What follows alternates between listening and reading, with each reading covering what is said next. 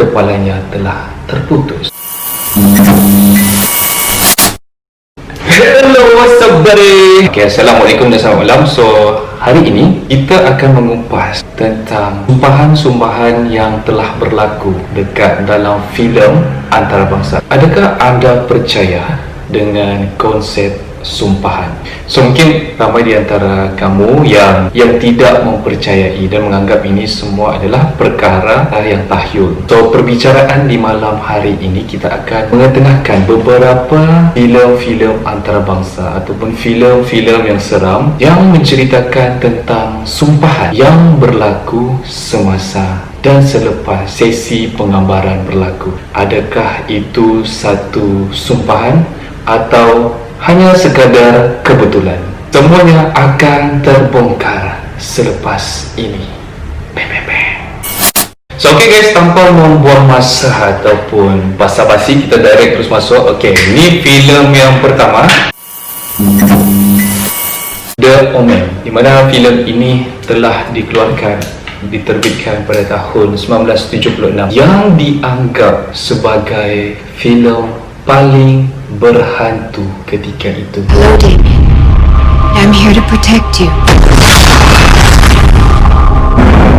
Your son? The son of the devil?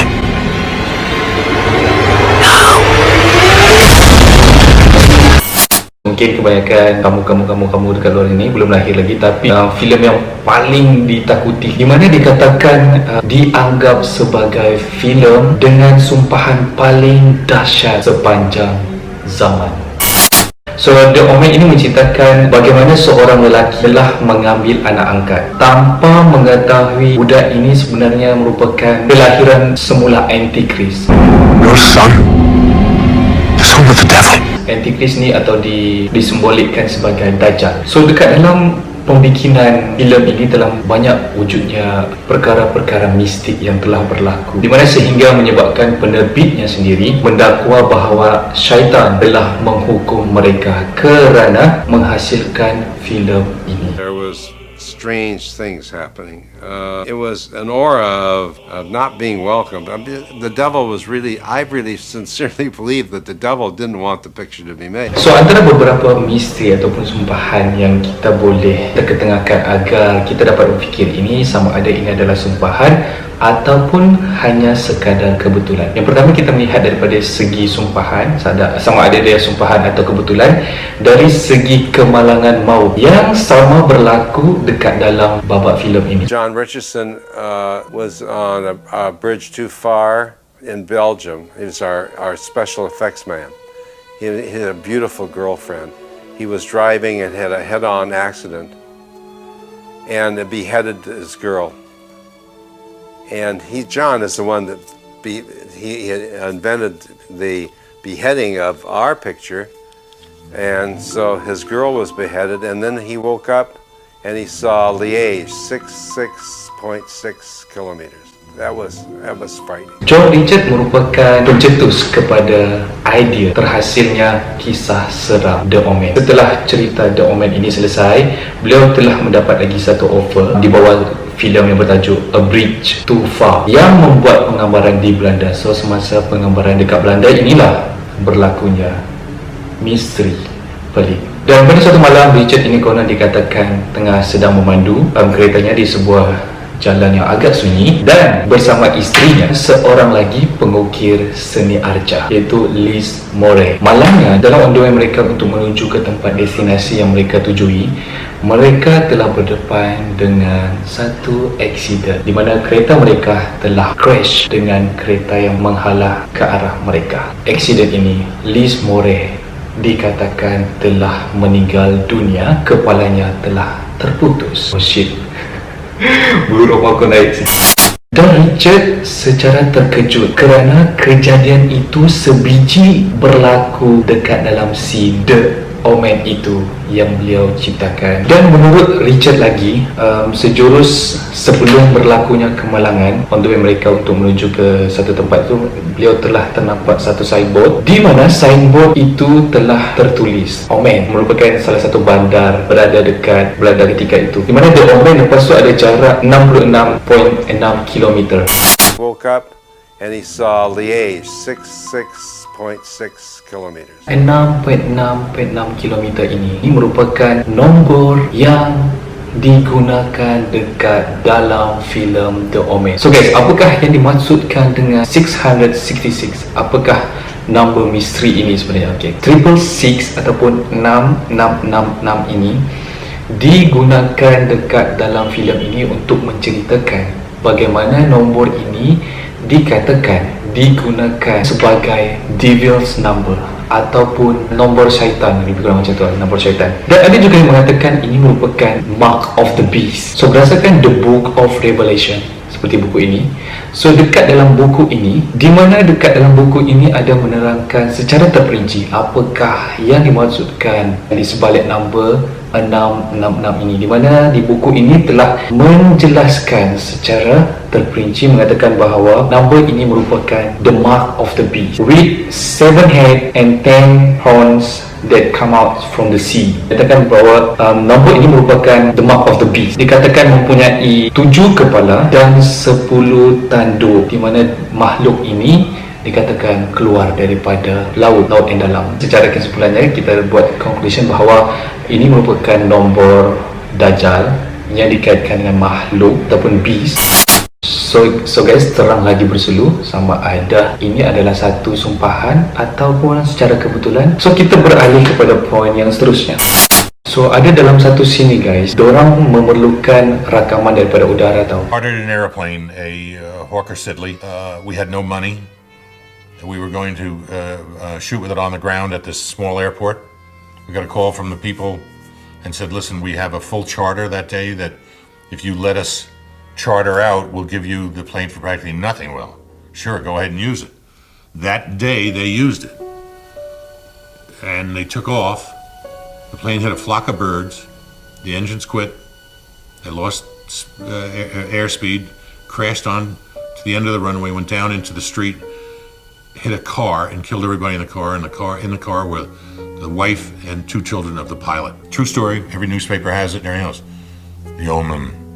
I mean, it could have happened to us. If we had been shooting that day, maybe it would have been us. So, kru filem The Omen ini telah menyewa sebuah pesawat ringan tau daripada sebuah company ni. Dan last minute company ini telah menukar plan dan menyatakan bahawa pesawat itu pada waktu pagi kononnya telah disewa oleh ahli perniagaan China yang mana telah menawarkan tawaran yang lebih baik, lebih tinggi. So kru filem ini diarahkan untuk menunggu sebab di waktu pagi itu pesawat itu telah disewa kepada ahli perniagaan China ini, dan pesawat yang dinaiki oleh ahli perniagaan ini di pada waktu paginya telah berlanggar dengan kawanan burung sebelum pesawat ini terhempas dan menyebabkan penumpangnya tewas. So imagine guys, adakah ini satu sumpahan ataupun secara kebetulan, di mana sekiranya plan ini tidak ditukar secara last minute oleh company ini yang akan menyebabkan kru dekat filem ini turut tewas dalam aksiden tersebut. We were in the midst of the IRA bombing all over London, and we had reservations at a restaurant an hour before. Scott's, it was blown up. The Green Park subway station was blown up as we were walking toward it. Penerbit lain ataupun pelakon filem The Omen ini telah menuju ke sebuah restoran tau. Diorang sudah plan untuk makan dekat situ, dan mereka bernasib baik sebab restoran itu sebelum mereka menuju telah dibomkan oleh kumpulan IRA ini, Irish Republican Army ini. So di sini guys, korang bayangkan berlakunya pengeboman terhadap penerbit ini telah diasah dengan berlakunya kejadian-kejadian misteri, yang mana kejadian misteri ini boleh dikatakan sebagai satu sumpahan atau hanya sekadar kebetulan. So next kita pergi ke filem yang seterusnya. So guys, kita beralih pula ke filem yang dikatakan filem ini setanding dengan cerita seram The Omen. di mana filem ini merupakan sebuah terbitan pada tahun 1982 yang diarahkan oleh Tom Hopper dan diterbitkan oleh Steven Spielberg, di mana filem ini telah mendapat sambutan. Dan atas kepopularan filem ini, maka muncul kisah-kisah misteri tentang filem ini, di mana di bawah filem Portuguese ini telah mengisahkan tentang si Carol Ann ini yang berumur pada ketika itu berumur 5 tahun, diganggu oleh roh. Carol Ann ini telah diculik oleh roh tersebut. Dan keseluruhan filem ini mengisahkan bagaimana perjuangan family-nya cuba untuk menyelamatkan si Carol Ann ini daripada diculik oleh roh jahat. Terdapat desas-desus yang mengatakan bahawa dekat dalam filem ini mereka telah menggunakan prop, rangka-rangka manusia yang sebenar sepanjang tempoh penggambaraan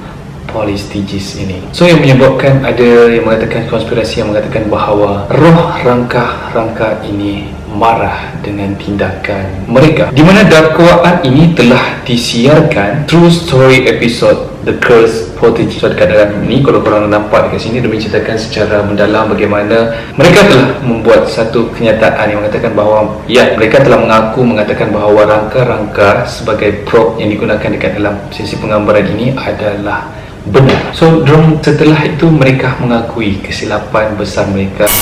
Kononnya ada konspirasi yang mengatakan bahawa filem ini telah disumpah kerana tapak penggambaran dibuat di atas tapak pengebumian kaum Red Indian di Amerika Syarikat. Kejadian-kejadian misteri ini guys, dekat dalam kisah filem Poltergeist ini, anda dapat nilai adakah ini sebuah sumpahan ataupun hanya sekadar kebetulan. Komen dekat bawah sekiranya anda mempunyai pandangan yang tersendiri. Beralih pula kita ke movie yang seterusnya, The Crow, di mana The Crow ini merupakan sebuah movie yang diadaptasi daripada cerita komik yang menggunakan tajuk yang sama, iaitu merupakan hasil karya si James O'Barr. You're all going to die. Is that gasoline I smell? Di mana filem ini telah dilancarkan pada tahun 1994, di mana dekat dalam filem ini dipegang oleh watak utama yang merupakan anak lelaki si Bruce Lee. Kalau korang tahu si Bruce Lee itu siapa, mesti korang kenal siapa dia, iaitu si Brandon Lee. Di mana filem ini yang mempunyai sumpahan yang tersendiri. Dan filem The Crow ini adalah sebuah filem American superhero, dia macam Superman, Batman. The Crow ini merupakan filem American superhero ataupun anti-hero yang diarahkan oleh si Alex Proyas, yang mengisahkan tentang seorang gitaris yang bernama Eric Draven yang dihidupkan semula oleh seekor burung gagak, di mana seekor burung gagak supernatural ini selepas setahun kematiannya, di mana Eric dan tunangnya dibunuh dengan kejam oleh sekumpulan penjahat. Namun si burung gagak ini telah menghidupkan beliau, iaitu si Eric Draven ini. Dan di awal sesi penggambaran filem The Crow ini, pihak produksi telah diacu ataupun menimpa banyak kejadian-kejadian aneh yang seolah-olah kejadian aneh ini memberi signal bahawa jangan meneruskan sesi penggambaraan ini. Dan sehinggalah pada hari sesi penggambaraan, itu hari pertama yang bertarikh 1 Februari 1993, di mana seorang pemandu kren ini telah terlanggar tiang elektrik yang mengakibatkan kebakaran, dan pemandu tersebut telah mendapat renjatan elektrik voltan tinggi sehingga menyebabkan beliau terbakar ketika itu semasa sesi penggambaran. Dan pada hari yang sama juga, kemenangan kedua telah berlaku apabila truk peralatan mereka untuk terbakar secara tiba-tiba, di mana kru produksi ketika itu tidak dapat bagaimana kebakaran itu boleh berlaku. Dan kemuncak kepada berlakunya misteri-misteri yang berlaku dalam set penggambaran ini ialah apabila watak utama, anak kepada si Bruce Lee ini, iaitu si Brandon Lee. And I turned around, I said, run. They do the shot, and then he drops down, and he didn't get up. I think it's easier for people to try to come up with some kind of conspiracy theory that helps justify why this person is suddenly gone. There has to be a reason for something terrible happening.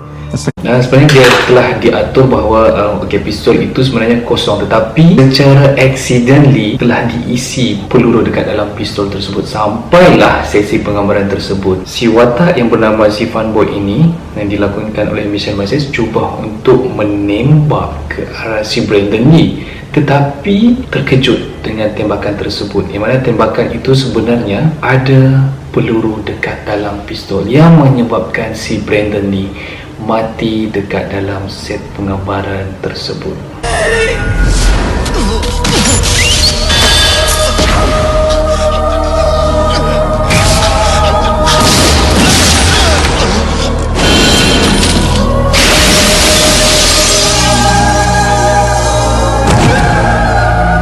Di mana pihak produksi ketika itu gagal untuk memeriksa pistol tersebut sebelum sesi penggambaran dimulakan.